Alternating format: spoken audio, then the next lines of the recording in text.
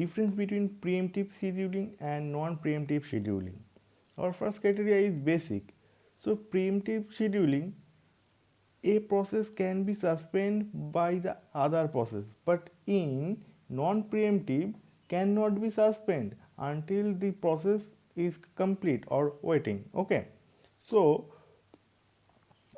preemptive process can be suspended, but non-preemptive process cannot be suspended. Okay. Hmm.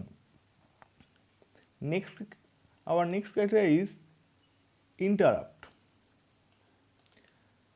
In preemptive scheduling, process can be interrupt in between, but in non-preemptive scheduling, process cannot be interrupt in between till process complete or switching to waiting state. Okay, and our next criteria is starvation.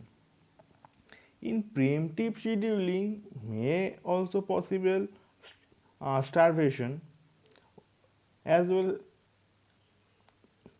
Also, non-preemptive scheduling are possible starvation. Okay, so both scheduling are possible starvation. Our next criteria is flexibility.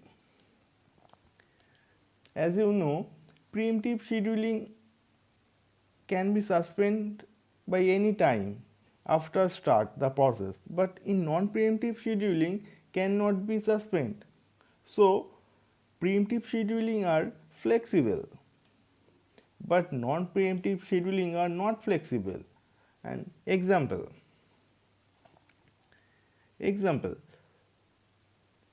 for preemptive scheduling, example SRTF for shortest remaining time first job scheduling, LRTF longest remaining job first or time first, then RR round robin. Then in example of non-preemptive scheduling, FCFS first come first serve, SJF shortest job first, LJF longest job first, and HRN, etc.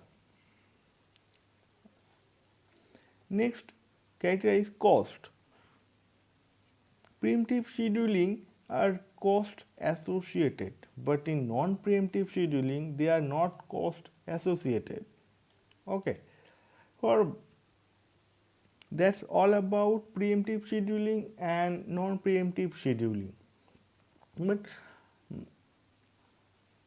this point is vital because starvation possible in both cases, preemptive as well as non-preemptive scheduling.